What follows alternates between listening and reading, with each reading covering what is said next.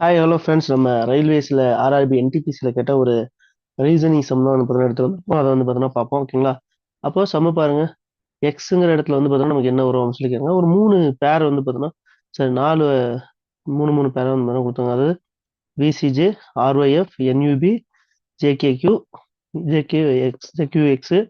இங்கே வந்து பார்த்தீங்கன்னா என்ன வரும் அப்படின்னு சொல்லி பார்க்கலாம். ஃபர்ஸ்ட் வந்து பார்த்தீங்க அப்படின்னா இந்த மாதிரி சம் வந்தாலே நீங்கள் எப்பயுமே வந்து பார்த்தீங்கன்னா இந்த ஃபர்ஸ்ட் லெட்டர்ஸ் எல்லாமே வந்து பார்த்தீங்கன்னா கம்பேர் பண்ணிடுங்க. கம்பேர் பண்ணாலே வந்து பார்த்தீங்கன்னா நமக்கு ஆன்சர் கிடைச்சிடும். ஃபர்ஸ்ட் என்னது விஆர்என் எங்கெங்க இருக்குன்னு பாருங்க.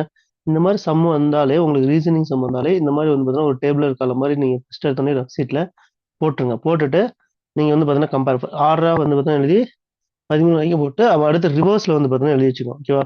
இப்போ பாருங்க, வி எங்க இருக்கு அப்படின்னு பாருங்க. வி வந்து பார்த்தீங்கன்னா இங்க இருக்கு. அடுத்த லெட்டர் ஆறு, அடுத்த லெட்டர் வந்து பார்த்தீங்கன்னா என், அடுத்த லெட்டர் வந்து பார்த்தீங்கன்னா ஜே. இப்போ ரெண்டுக்கும் வந்து பார்த்தீங்கன்னா இருக்கு டிஃபரன்ஸ் பாருங்க. வியா அடுத்து 1 2 3 4, அடுத்து ஃபோர்த் லெட்டர் வந்து பார்த்தீங்கன்னா எடுத்திருக்காங்க. விக்கு அப்புறம் ஃபோர்த் லெட்டர் வந்து பார்த்தீங்கன்னா எடுத்துருக்காங்களா 1 2 3 4. அதே மாதிரி ஆருக்கு அப்புறம் 1 2 3 4 ஃபோர்த் லெட்டர் எடுத்திருக்காங்க. அதுக்கப்புறம் 1 2 3 4 ஃபோர்த் லெட்டர் ஜே எடுத்திருக்காங்க. ஓகேவா? அப்போ நமக்கு இதுல இருந்து என்ன தெரியுது, ஒவ்வொரு லெட்டருக்கு அப்புறம் ஃபோர்த் லெட்டர் வந்து பார்த்தீங்கன்னா ரிவர்ஸ்ல வந்து பார்த்தீங்கன்னா எடுத்திருக்காங்க. அதை பார்க்கணும். ஓகேங்களா? ப்ளஸ் பண்ணல, ரிவர்ஸ் பண்ணியிருக்காங்க. ஓகேங்களா? அப்போ இதுல இருந்து ரிவர்ஸ்ல ஃபோர்த் லெட்டர் தான் வரும். 1 2 3 4.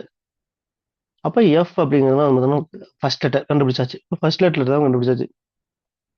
அடுத்து செகண்ட் லெட்டர்லாம் பாருங்க. C Y U Q.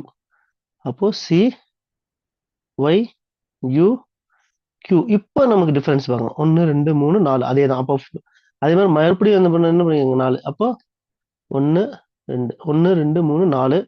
அடுத்து 1 2 3 4 1 2 3 4 கியூ கொடுத்துருக்காங்க. அடுத்து அகைன் 1 2 3 4. அப்போ எம் தான் வந்து பார்த்தீங்கன்னா அடுத்த லெட்டரா வந்து பார்த்தீங்கன்னா இருக்கணும்.